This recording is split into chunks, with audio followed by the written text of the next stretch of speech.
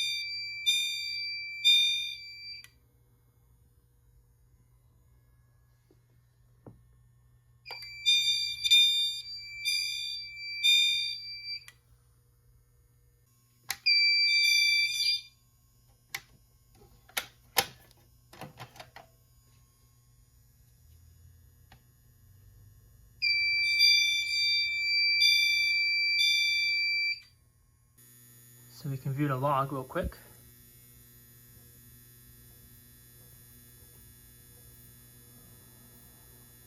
One of the detectors is a supervisory point. All points tested, so let's exit walk test.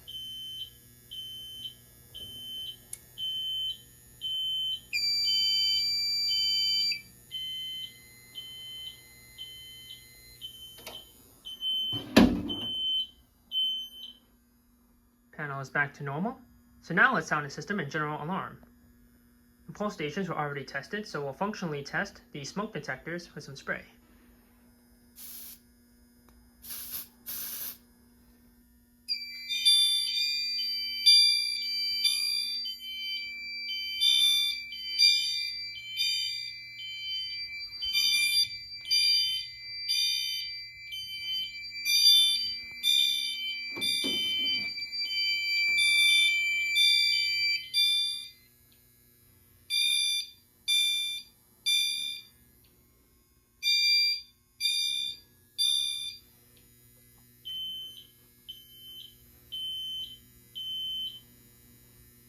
This was an ion smoke detector, so it took a little longer to activate.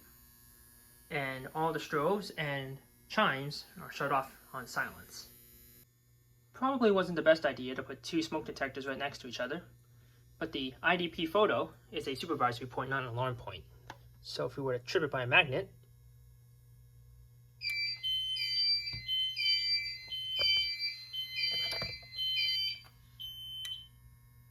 supervisory popped up for a brief second, and it's auto resettable, so once the magnet is taken away, the detector goes back to normal. So now we'll spray this detector. It might trip the other one, but that's okay.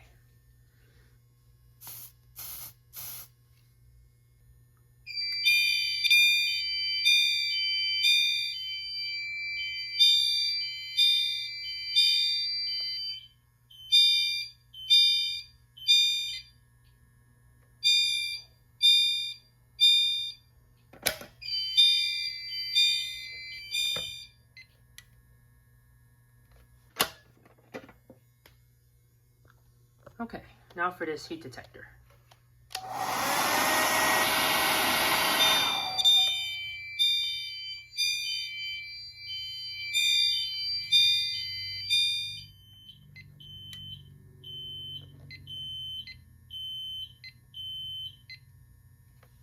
The EFM lists the devices that were in alarm. Each zone is an individual device.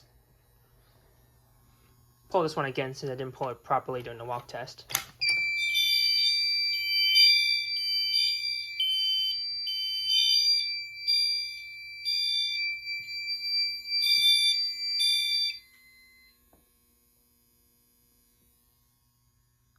And now for this smoke detector.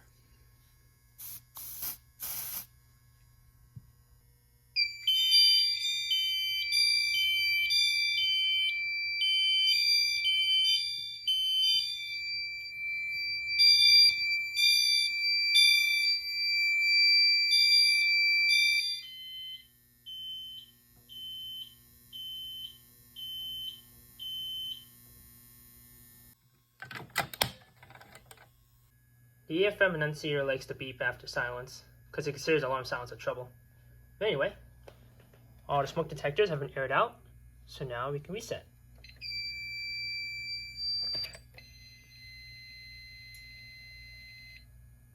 Now let's wait for that to initialize, and the system will be back to normal. The NFW2-100 series had three distinct generations. The first generation, the NFW2-100, used a smaller cabinet, only had the clip protocol, and only supported ACS enunciators. The second generation, which introduced the NFW2-100, used this moderately sized cabinet, which is used in many other products, including the conventional SCP-10UD and later panels like the NFW100X. In addition to the Lightspeed protocol, the second generation will also introduce the ANN bus enunciators, like the ANN80. The third generation, which was released a few years later, added removable terminal blocks to the circuit board, improved transient protection, additional power on the auxiliary power terminals, and support of an ANN secondary port. Inside is the main circuit board. This is a third generation circuit board with removable terminal blocks attached to a removable chassis. Down here is the AC input, and there's the transformer. A second transformer can be added above for additional power. Battery connector for the batteries, internal piezo, a port for the PS2 keyboard interface. Here's the label. This board was made in 2017, so it's a later model. The alarm communicator, a USB port on the second generation and third generation boards only. This switch here for firmware updates. This connector here is for a 4XTM transmitter module with a jumper to supervise that. This connector here is for a Class A converter module for the signal circuits. A little jumper there to enable supervisory relay for the transmitter module. Two jumpers here to select the auxiliary power terminals as either resettable or non-resettable. And finally, a jumper up here to enable or disable ground fault detection. So all these terminal blocks. This small one on the top left is the remote sync output. Here's the auxiliary power terminals. 4 signal circuits, 3 relays. Relay 2 is not programmable, it's a triple relay always. Either RS-485 or RS-232 port here. ACS or ANN output here. And right here is the SLC loop. The keypad display interface contains a 2x40 LCD screen, numeric keypad with additional controls, arrow keys, basic operator controls, and a bunch of LED indicators. This display was also used on the NFW2-100. So let's explore the menu structure on this panel. Start with Restatus mode. This allows viewing various different components of the system. Start with power. This just tracks the 24-volt resettable power and the batteries. Also check the charger, signal circuits. These will be helpful for diagnosing any issues with these circuits. Remote download. Enter passcode, then the panel can accept downloads from a programming software.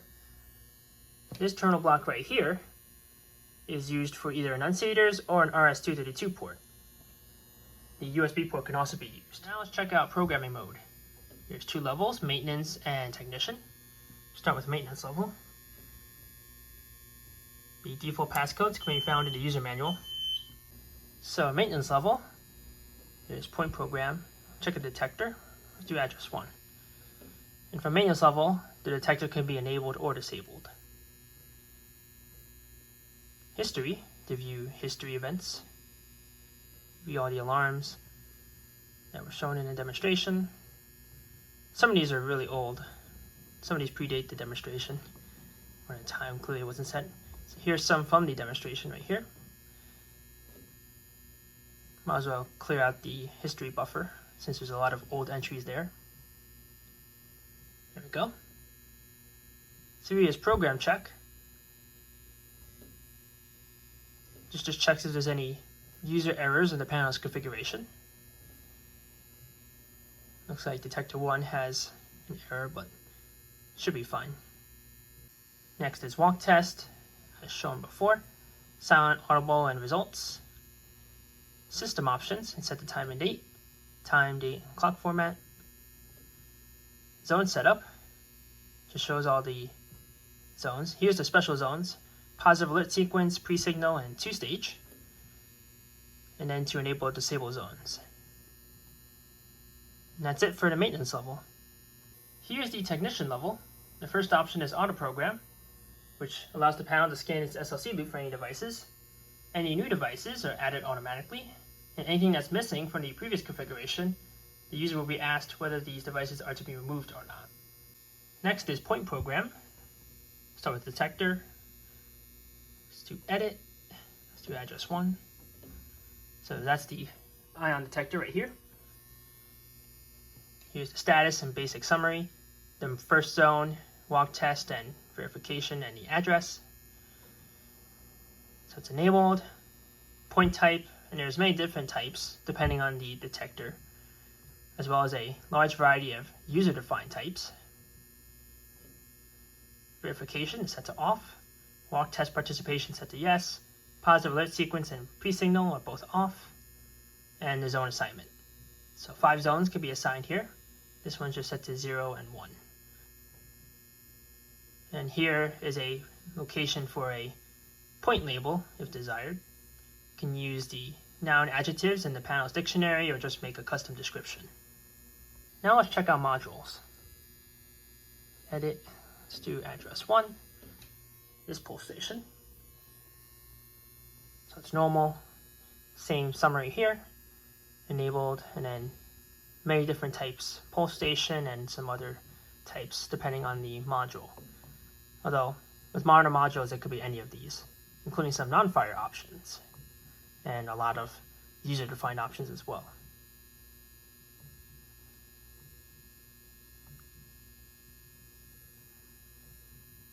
It's also pre-signal, walk test participation, and zone assignment, and then the label.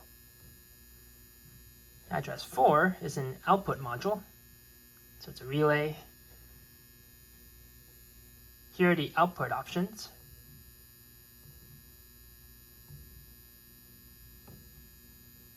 Silenceable, walk test participation, zone assignments, and description, and M&S override, which is primarily if there's a voice panel connected to this Firewarden panel. Next is zone setup. So the options for positive alert sequence, pre-signal, and two-stage can be configured here. And enable or disable anything, and then shows what zones are installed, which are enabled, which ones are disabled. There's zone types. So there's a couple of zone types here. Zones available. There's many on this panel. Up to 99. Zone message. This can change the messages for any of the zones. Like so. And that's zone setup. Next up is loop setup. Set the style of the loop 4 or 6, and then the protocol, which can be light speed or clip. If changing protocols, the panel will do a system reset. System setup, trouble reminder, the banner, which is the system normal message, time and date, same as maintenance level, timers, positive alert sequence, pre-signal, and water flow delays, and AC loss. Signal circuits, there's 4 on this panel. So it's enabled. The type is strobe silence sync, which means complete shut off of the device when it's silenced. There is an option for audible silence as well. Sound symbol, auto silence, the coding. So there's steady, march time, California, temporal, and two-stage. The zone, silence inhibit, sync type if sync is enabled. There's system sensor, wheelock, and Gentex. And then M&S options for voice panels. Next is relays. As mentioned earlier, relay 2 is not programmable, it's a trouble relay, but the other 2 relays can be set to different types, alarm, supervisory, and various other options. These are fairly simple. Canadian option for Canadian systems, water flow silence and M&S override, and Light Connect. Verify loops. Seems to be picking up some device type mismatches, but it's not really a big deal. History, walk test, same as in maintenance level. Option modules, enunciators. So terminal mode is for the ACS enunciators, or the RS-485 right here. That will be for enunciators like the FDU-80. ACS options, it's enabled, and which addresses are installed, just address 1. The AFM is always on address 1. And there's many different addresses that could be added here, up to 31. ANN bus is the other enunciator protocol. Primary is off because ACS is on that port. Secondary is on. We check which modules are installed. ANN 80, that's it. It's also ANN bus options for various different components. Check the ANN 80 options. Enable the piezo, the lock, acknowledge, and all the other buttons. Something that's a bit annoying, I guess, is if the ANN 80 is left unlocked for too long, it does put the panel into trouble. But it clears once the enunciator is locked again. There's options for the onboard communicator, printer PC options. That's it for option modules. Finally, there's an option for password change. If you acquire one of these panels and the passcodes were changed, there is a way to backdoor these panels. Next is clear program. There's an option to either clear the entire system or just the SLC points. And then program check, which is the same as maintenance level. Once any programming changes are made, the panel will restart. If the address book protocol was changed, then the panel will do a hard restart.